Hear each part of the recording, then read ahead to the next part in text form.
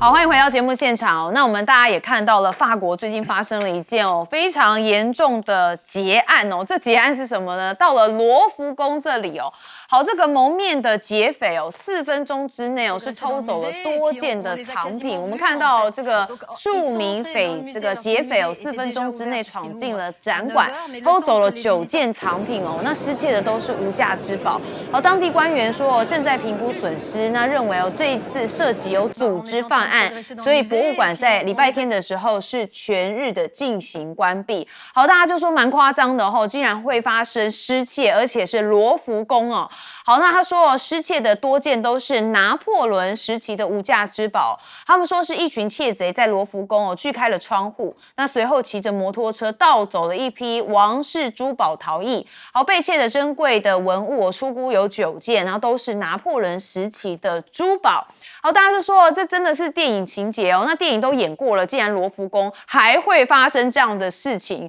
那现在呢，连这个法国总统马克宏也是一直在这个当下是听取了内政部长的一个报告，还有文化部长这边来讲说这个罗浮宫持枪械抢劫的事件进展跟案件的调查。所以呢，罗浮宫被窃全球都很关注，尤其微博也上了热搜一个是第6、8还有10都是相关的新闻。好，那我们就讲到马克宏啊，大家现在说马克宏除了有罗浮宫危机，他自己就有政治危机。因为呢，《金融时报》报道说，法国的政局非常的动荡，而且是很多富豪很忧心。那现在这些法国的富豪呢，他们怎么做？当然因为政局不好，他们就要把钱往外拿往外转到了像是卢森堡跟瑞士那这总理这个勒克努也为了填补预算的赤字，现在要打算向高所得人士来增税所以现在也确实是把有钱人往外推。那现在马克宏的时间也被说是不多了，因为最近的民调显示确实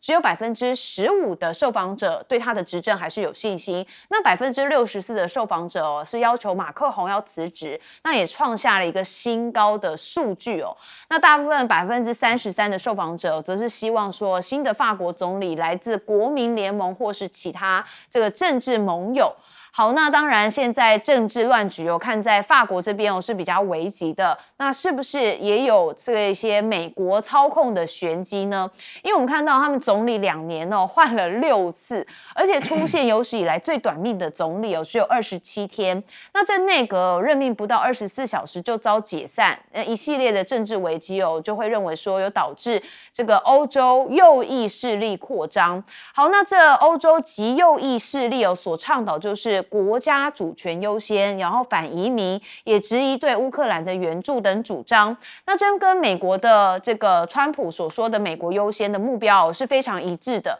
所以如果美国透过支持极右来间接操控欧洲政局的话，可能就会引发欧盟内部民主体制进一步的扭曲所以大家有认为说，是不是美国就是幕后让这个欧盟现在很扭曲的一个藏镜人啊？好，那欧盟现在的防务备战路线图也遭到很多方的质疑，因为他们提出这个路线图说是一个历史性的，那具体的阐述欧盟应该在什么时间，通过什么途径要做好进行一场战争的准备，那也就是不再抱持着未来可能依赖美国保护的幻想像是布鲁塞尔当局就已经明确表示说，他们的军事装备要求必须由欧洲来主导安全的组织北约，那并非欧盟来制定所以这跟过去有一些不一样。好，那欧盟也是想要说强制中国企业技转让。好，那中方3个反对是明确的表态，那也就是欧盟考虑要强制要求在欧洲经营的中国大陆企业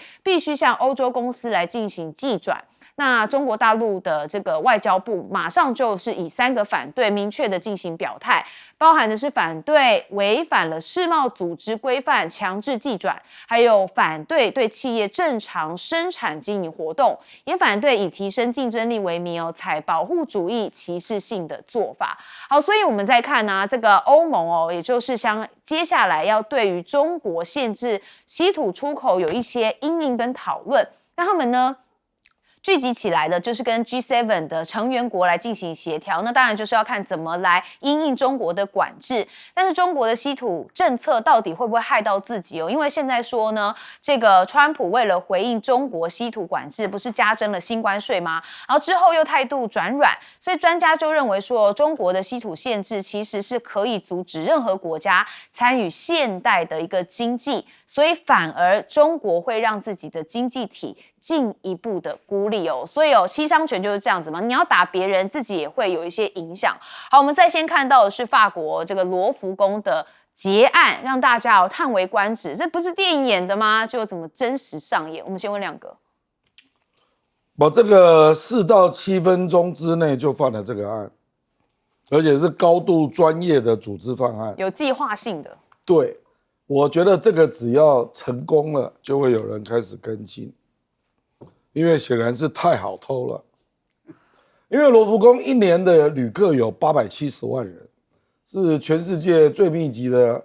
博物馆之一啦。那个装监视器也不够，那做梦也没有想到有人会来偷啊！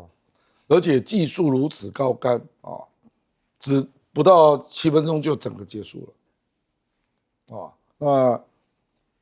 我相信一定会有人跟进啊！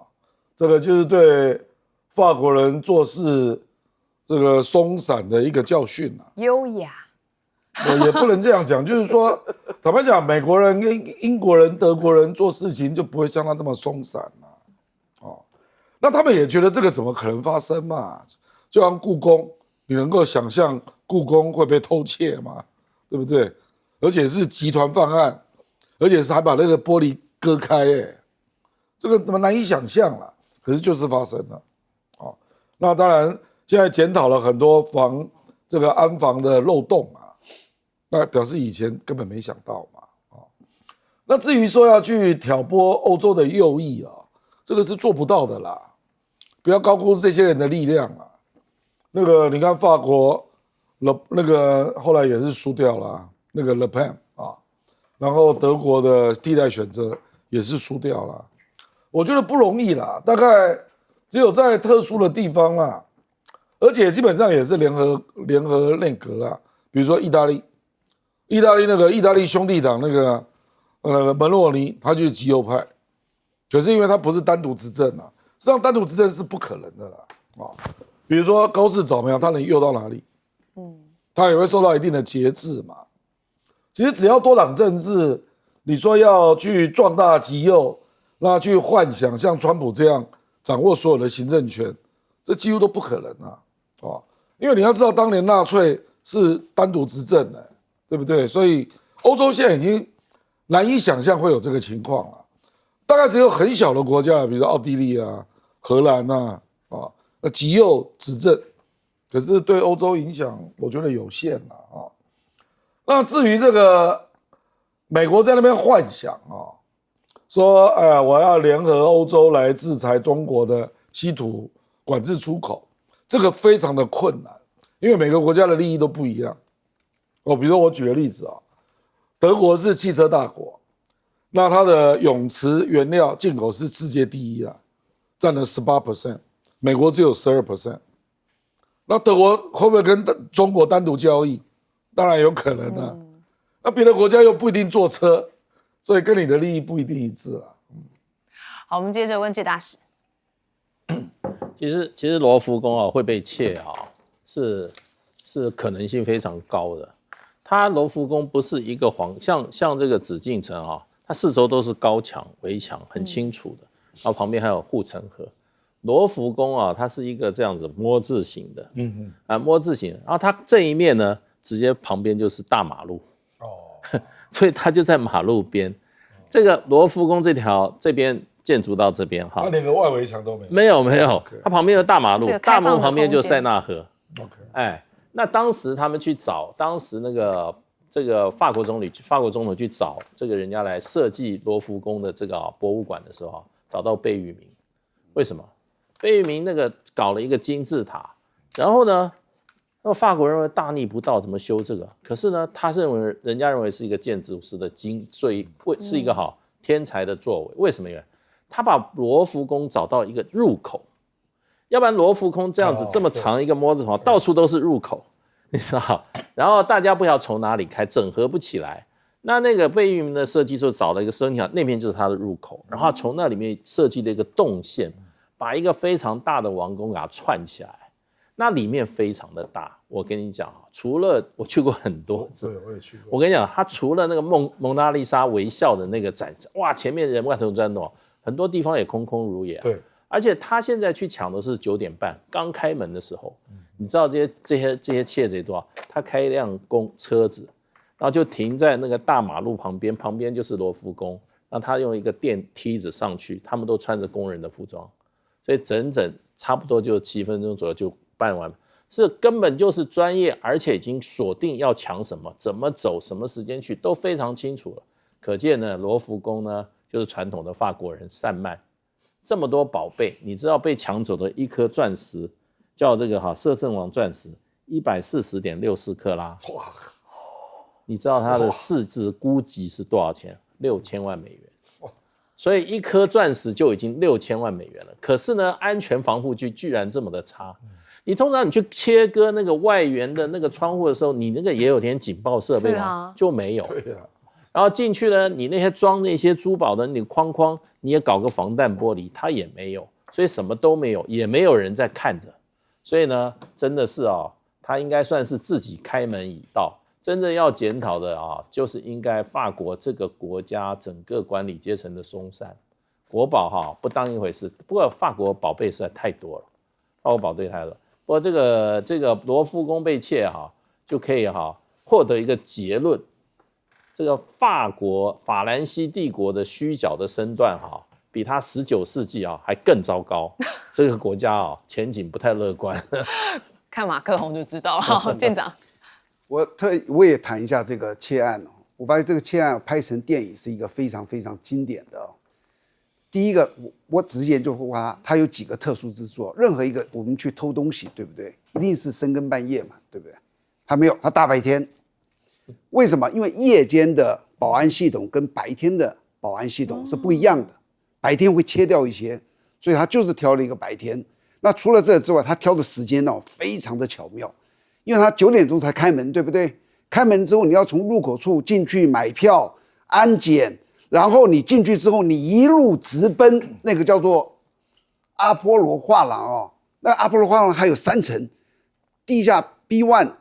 第1层、第2层，它在最上面那层的就是这个宝石。我就说我进去之后，我哪都不去，我就直接往这走，大概9点20分才能够到达，这是最早的时间。他挑9点30，意思那个时间。那个里面不可能有任何人，哪个游客会直奔那里去过去沿途有多少东西可以看所以那时候是没有人的。然后第3个，这一段时间罗浮宫在整修外墙，所以像刚刚接大使说的，有一个车挂上去之后，大家也不觉得奇怪，因为它就这段时间就有一些外墙这些施工。然后第4个，因为他过去的这个整个过程他知道是没人的，所以对不起，这个案子叫做窃案。不是抢案，窃案在法国最严重判7年。刚刚接大使说的那是1粒钻石你知道那一个皇冠上有多少粒钻石？那个是价值不菲的不得了的所以你知道，如果说你叫我说判7年去抢这些东西，不窃这些东西，好像还蛮划得来。当然不要被抓，对不对？那最后你要讲谁会去偷这些东西？这些都是世界这个知名的东西，你拿到哪卖，都有人知道那通常是第一已经有买家了，我叫你去偷这个，偷出来我就收藏好，我是个有钱人，我就是看了他就高兴，我也不卖，这是一种事先已经有买家。第二，还真有一些小偷是这样子的，像上个月9月，埃及你知道有一个法老王的手镯被偷了，那个是3000年的古董那是多贵就他偷出去怎么办？他给它融了，变成一个金子，卖了10几万台币，13万14万，我就要这个10几万台币就好。意思就是说，你今天我偷的这个皇冠上面这么多钻石我给它一个一个摘下来，你140多颗，我给它切割开来，你就很难知道了。但是我还是认为说，应该是已经有买家了，因为有些人就以拥有这个感觉到非常的开心，他不会去卖的。哦，所以你看罗浮宫哦，这个抢案哦，算是结案啦，大家都觉得说实在有够离谱的。好，我们休息一下，马上回来。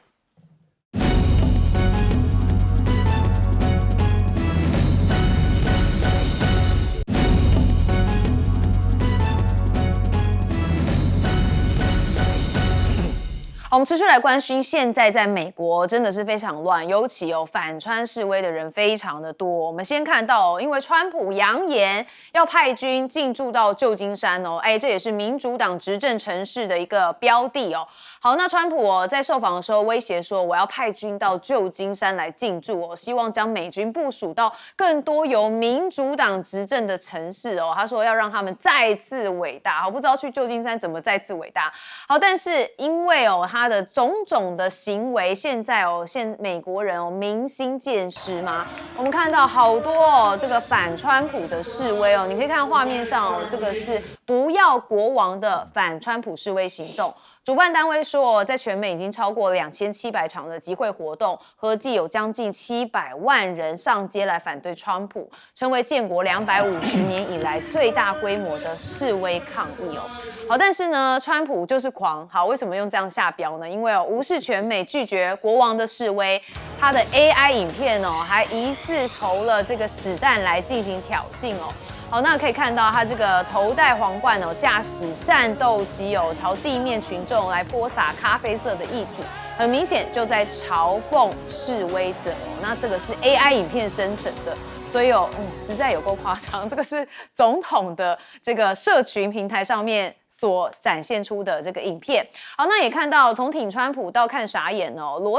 乔罗根他是知名主持人，他现在对于这个川普也是非常的不满。他说川普的军事化大规模的驱逐行动，他表达了这个忧虑所以现在皮尤研究中心6月的调查结果发现48%美国民众认为川普的行动比他们预期的还要更糟。那川普呢，现在呢专机也疑似发现说有人在锁定他这个是 FBI 美国这边的帕特尔透露说，他上周抵达佛州国际机场之前在他的专机空军1号着陆的视线范围发现了狩猎架。FBI 有发现可疑的物品，但是现场没有可疑人员牵涉在内，所以大家也很担心这个川普的安危。好，但是呢，美国政府停摆现在还是持续在进行。那英国的《独立报》则发现说，美国国安部也斥资大约是1.72亿美元，要为部长这个还有其他的高官购买2架的湾流 G700的豪华飞机。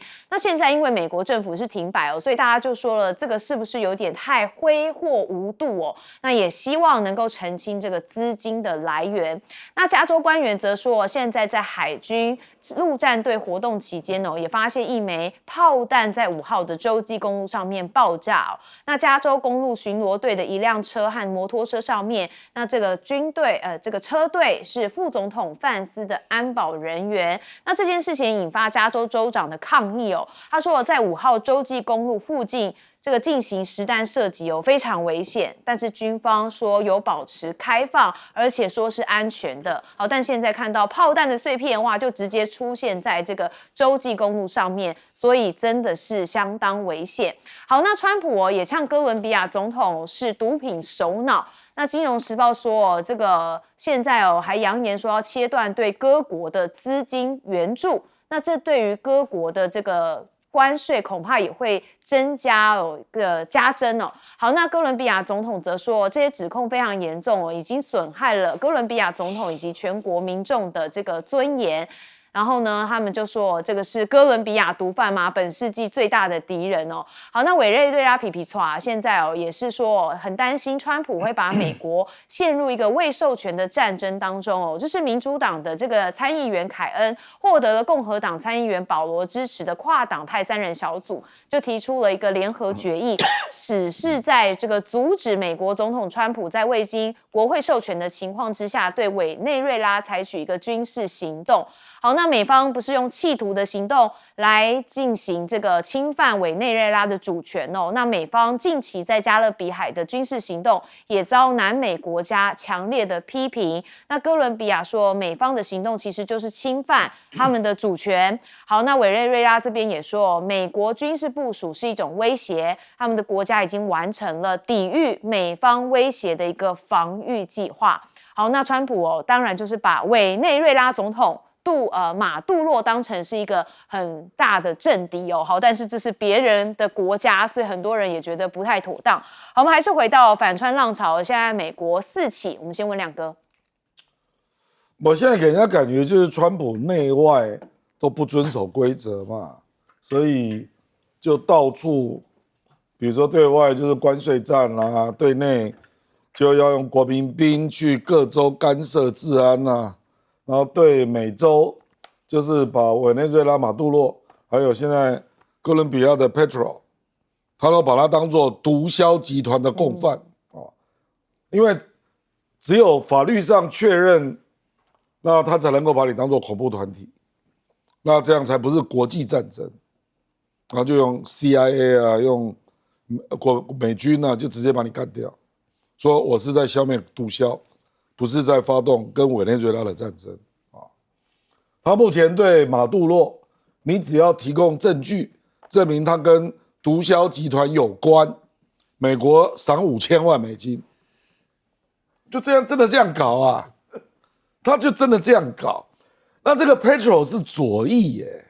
就因为在联合国前面骂过他你用这样来搞人家。这个 Petro 怎么可能跟毒贩有关呢？他就是反毒的代表哇！所以你不觉得就是乱搞一通吗？然后那个坦白说，你这个 No King's Protest， 那个没有国王的这个抗议，700万人上街，美国立国以来最大的群众抗议这个当然就是这里面我同意了，一定有一大堆非法移民也在里面那广义的啦，也包括他派国民兵要去镇压他讨厌的团体啦，什么 Antifa 啦，一大堆啦就是现在世界就是闹哄哄的国际也是国际就是它变来变去比如说本来不是说要帮乌克兰吗？然后要提供政府飞弹吗？结果就在上个礼拜，他又把泽连斯基叫到白宫，又大骂他一顿然后又说我打电话给普京，我们即将在匈牙利见面，所以政府飞弹我不给你了。这种人怎么打交道对吗？所以我们台美的关系是打交道郑丽君我现在体会你的难处。对，日本也一样现在高市早苗即将，他如果联合政府组成也要面对川普李在明也不知道怎么办我真的觉得就是坦白讲，只有跟一个国家他不敢乱来，就中国大陆。其他都好像是随便这样玩来玩去，改来改去，都没有规则可循嘛。其实对内也是，然后现在对美洲国家也是我无言以对了。其实你们刚对贸易战最高法院如果判他失败，你认为贸易战就会停？你们太乐观了，他可以找别的法律。他事实上还可以找别的法律继续把贸易战搞下去。所以真的能够阻止他的，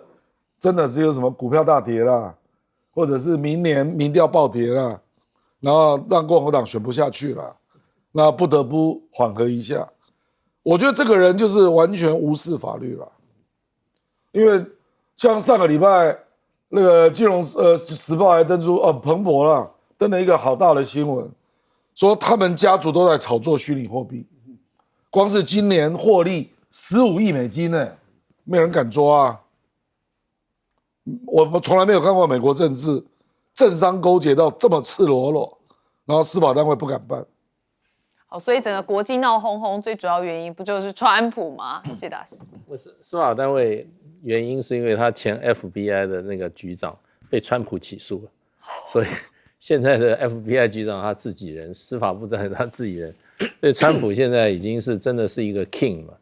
那他真的很有趣我觉得川普越来越觉得这个人真的很有趣。人家说 No King， 对我们刚刚看到那个影片是他自己制作的影片的。对，他给他自己头上也挂了一个 king， 意思就是说你们说不要 king， 我就是 king， 把自己当做教宗啊。对啊，我自己就是 king。然后这个图片是他在自己的那个社群网站上面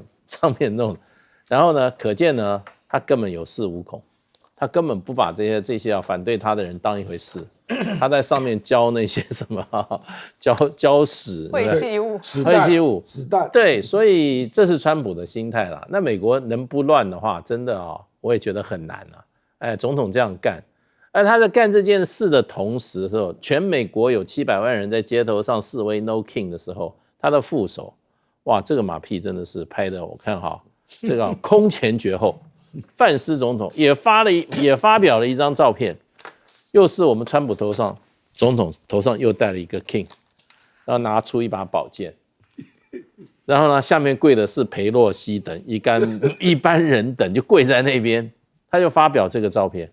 你看总统、副总统就这样干，这不皇室复辟吗？对，皇室复辟，我就是 king， 怎么样？对，所以就变成现在美国真的是，我觉得美国这个国家真的是面临了历史上最大一次挑战。可是问题川普他可能他的民调最近是有增无减任期还没满1年，还没满1年哦。也就是说，他今天跑去炸委内瑞拉、炸哥伦比亚，然后在国内呢用这些 ICE 戴着蒙面的去到处抓人，美国有1半以上的人是支持的觉得很爽觉得这个总统终于做出我们过去只敢想不敢做的事。对了，这个总统真好。所以呢，川普才会面临人家这个 No King 的时候，他就自己带个王冠，坐个飞机去轰炸别人。所以呢，这个情况之下，以我们就常识跟历史上过去的判断的话，我们只能目前先暂定一个初步的结论，就美国的分裂会加剧，而且彼此间的对立也会升高，这是必然的。那继续加剧升高到什么程度？我们再继续我们再看它的发展吧。好，这就是情感极化之下的状态而尤其又有这个川普推波助澜的这个催化剂舰长，我对川普的观察他是一个标标准准的商人，而且他这一辈子起起伏伏他深深体会到那个钱的那个力量，所以他最大的志向就是赚钱。那他这一辈子最能够赚大钱的几率，就是他这个川普2.0的4年，这就是我对他这个人在做事方面的判断。你从怎么样去看呢？如果说今天他采取一个政策，然后可以有一个很大的一块饼，这块饼就是很多很多的财富，然后会变成美国的，我想他会去做。但是他突然发现，如果他中间留一个私手，就是自己的私心，私下留一手，那我可以把这块大饼里面一大块就变成我的。在这种情况之下，其余的饼因为它被他切掉了之后，就没有办法拨给美国，就美国1毛都赚不到了。你知不知道川普这时候会做什么决定？我可以保证你，川普这时候是毫不考虑的为自己切一块，他就认为这个钱就是他的，因为他经历过钱的威力，他知道钱有多大的力量，他也知道他万一没有钱，他这一辈子就完蛋了，所以他拼命在赚钱。而且你看他们这些做事，就像刚刚看的那个丢那个粪蛋的那个，对，那个底下丢的那个，我完全无法理解一个国家的领导人可以做出这样的事情，是他自己在那发布的。那完毕之后有一个还不是网网友的二创是他自己做的。完毕之后有一个网红叫哈利尔，在美国算很有名的，他就问了一个，他说：“请问川普，为什么你要朝我丢粪蛋？”他这个问完之后，你知道那个总统范斯、副总统范斯立刻在底下留言说什么？你知道？我会帮你问总统哈利，直接在留。你会发现，美国的现在这群官员是一群叫做什么？喜欢斗嘴的一个市井的小混混。你不觉得他们都是这样子吗？每一个官员都是那种嘴脸，喜欢斗，而且他们一切斗的标准都是我要巩固我们川皇的地位。因为为什么？川皇给了我这个权利，范斯也好像国防部长也好，那些平常更不晓得在哪，突然之间他就变成了一个就是这么有缘、高高在上的，所以他对川普真是唯命是从，每天都在讲一些供奉这个川普的话，实在让我们看着觉得是非常的痛心，你知道？然后呢，委内瑞拉那里我觉得是全世界最可怜的一群人，为什么？委内瑞拉是全世界藏油量最丰富的，可是这个国家被毒贩、黑帮、警察、政客这4个勾结起来，整个国家人民是民不聊生。最近有很多的片子在拍摄这些年轻人的委内瑞拉，去想要跑到美国去，这沿途的这个艰辛的过程，然后在这中间被黑帮抓住，女孩子就抓走了，就不见了。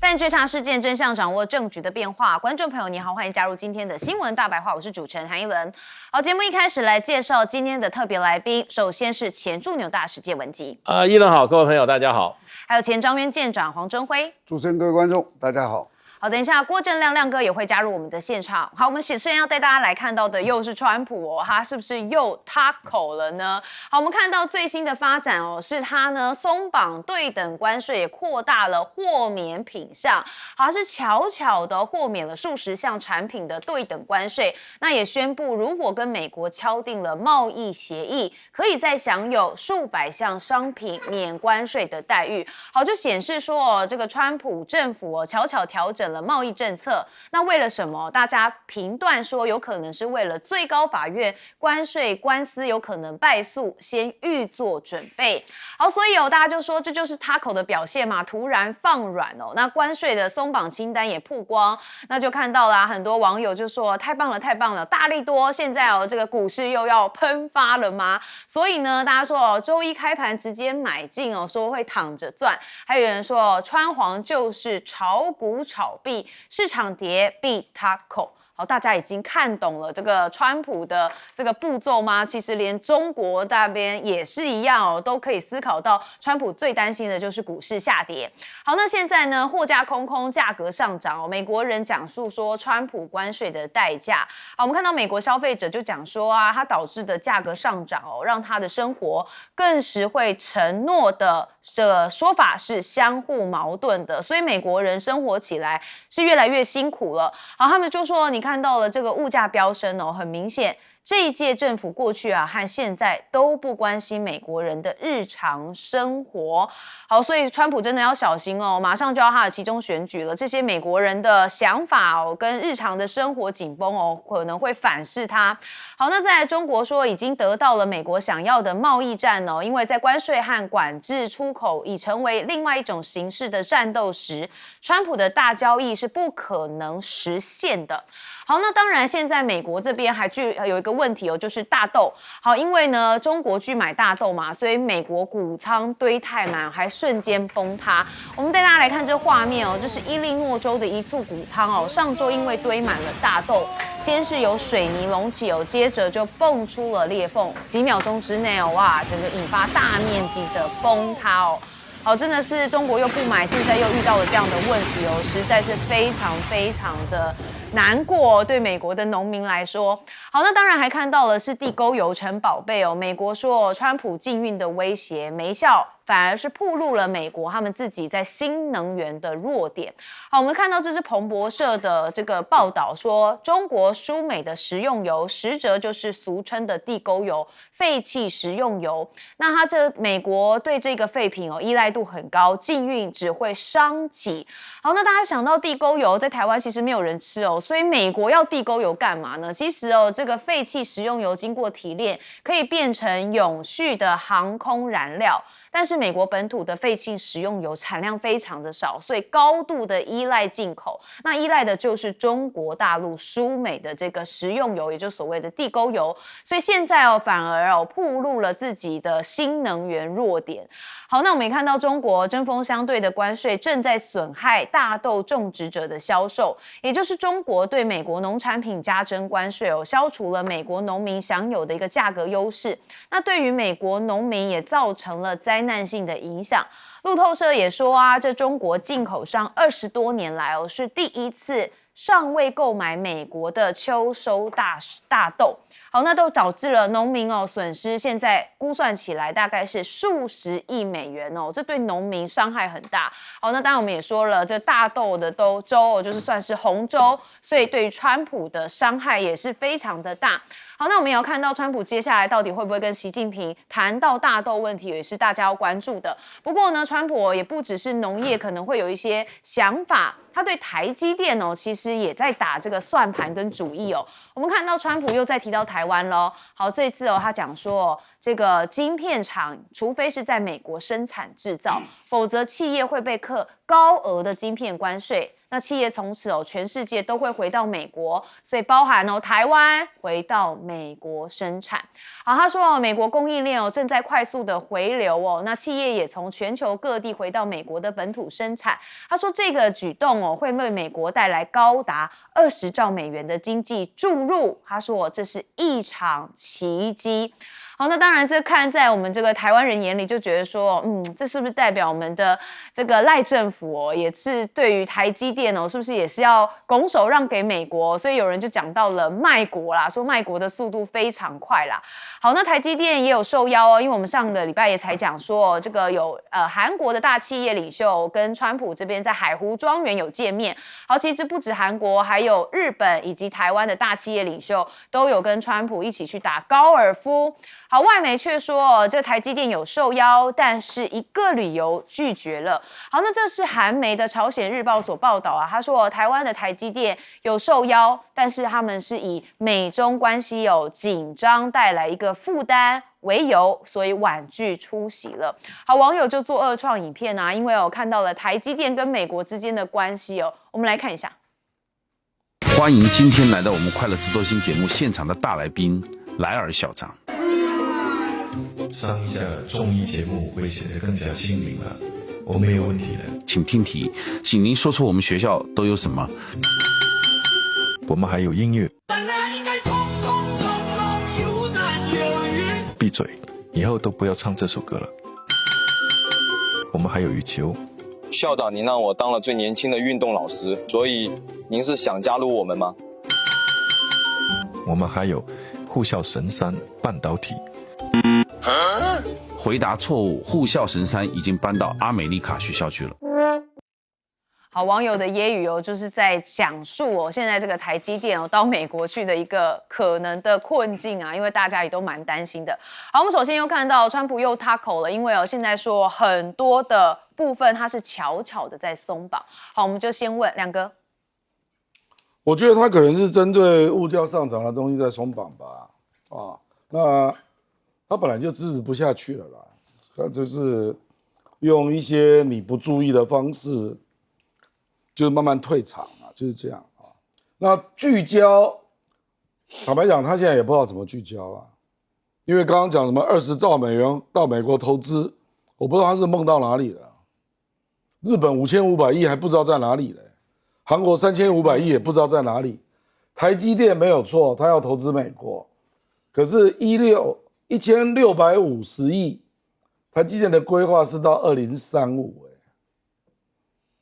不知道他在讲什么美国的 GDP 就25兆，什么20兆投资美国，投资你的头啦，投资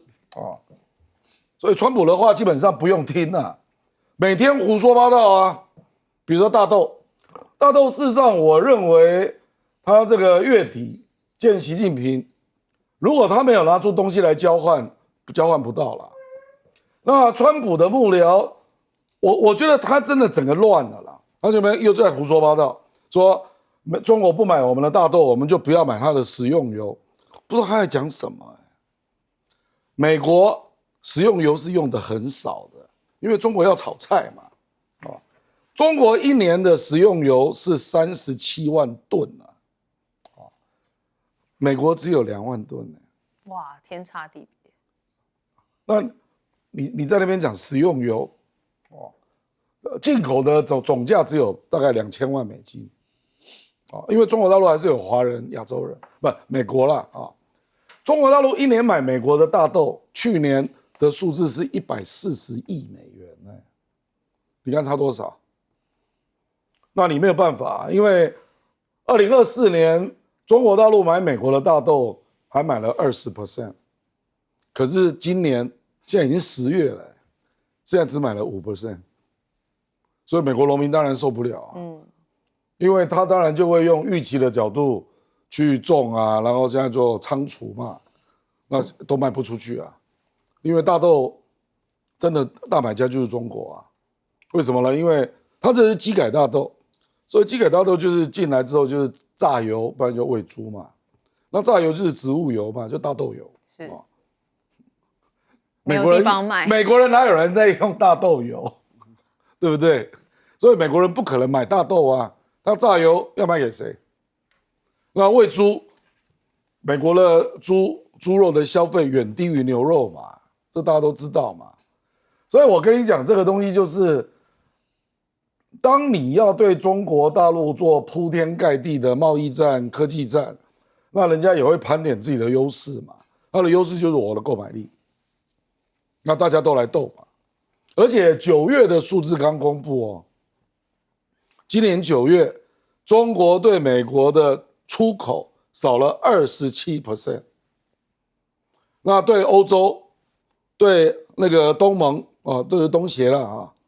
都增加了15%，然后对拉丁美洲就中南美洲啊增加56%，那当然主要就是巴西嘛，你想也知道嘛，哦，所以你去想一想啊，那中国大陆9月对全世界的贸易增加8.3%，对你美国少了27%，中国大陆的整体贸易还在增加，它光是9月出口额就3820亿美元出口，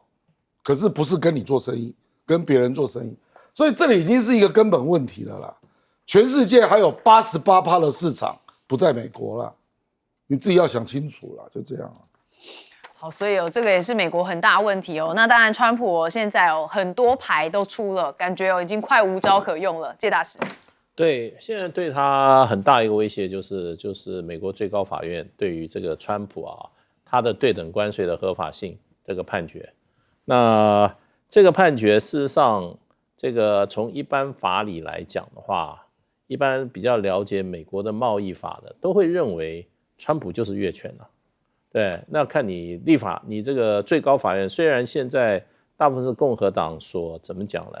所提名的大法院的最高法院法官，可你还是要讲法理啊，你是文意解释还是法理解释？那你要替川普，你要把他怎么讲解套的话，那看你怎么解释了。因为美国的宪法第1条就非常明确的讲，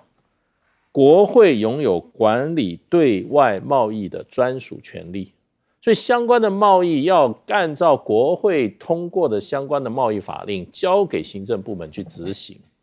那所以就是说，我以前也在美国服务过，我们很清楚的，贸易权基本上就是国会的。美国总统拥有的权利是很小，他可以跟国会商量的做。如果国会是他的同党的这个在控制的话，那总统看起来是拥有贸易的权利。可是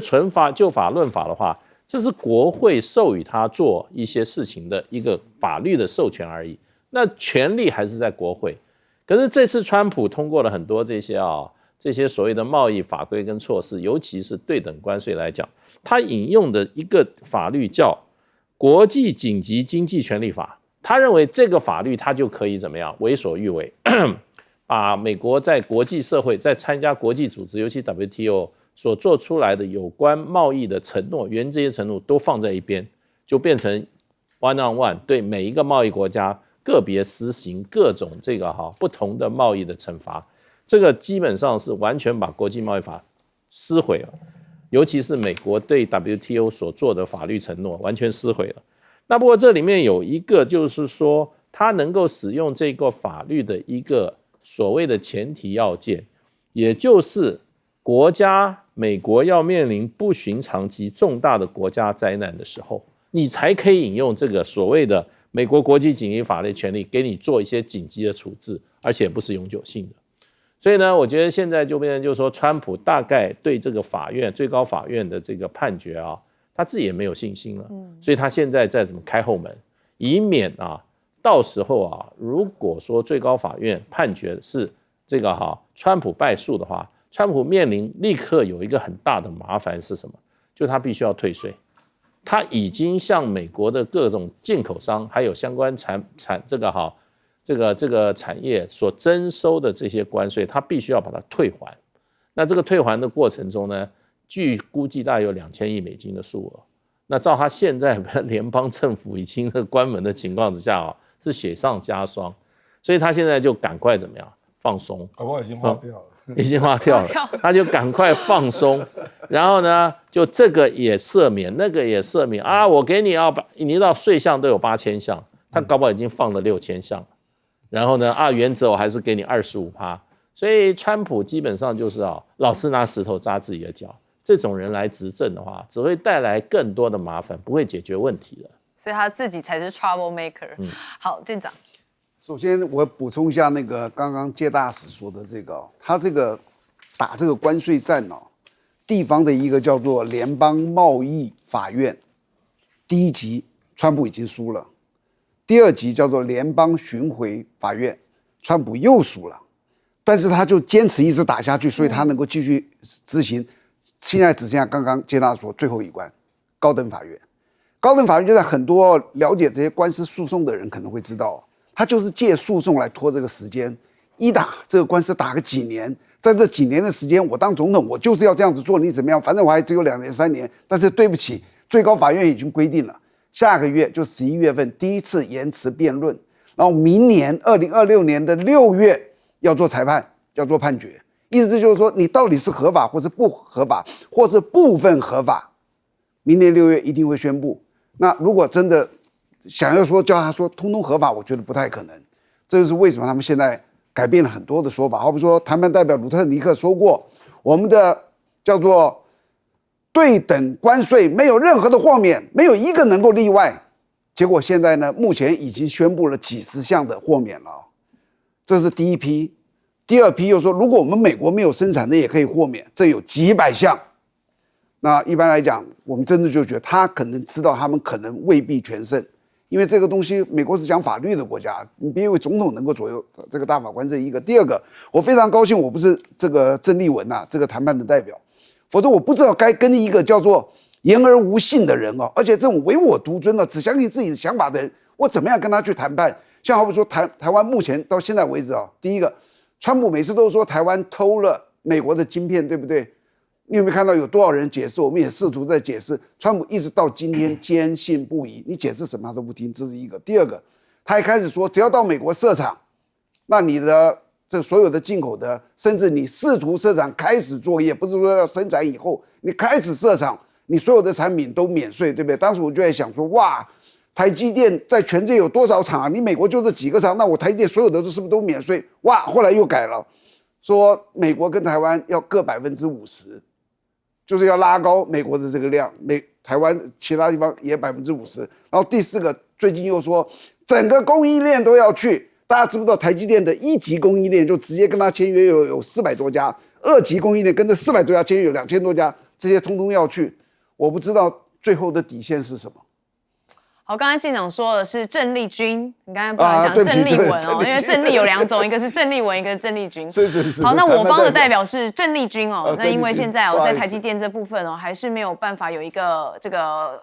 确实的这个讲法，那这个美台之间的关税也还没有一个解答。好，我们休息一下，马上回来。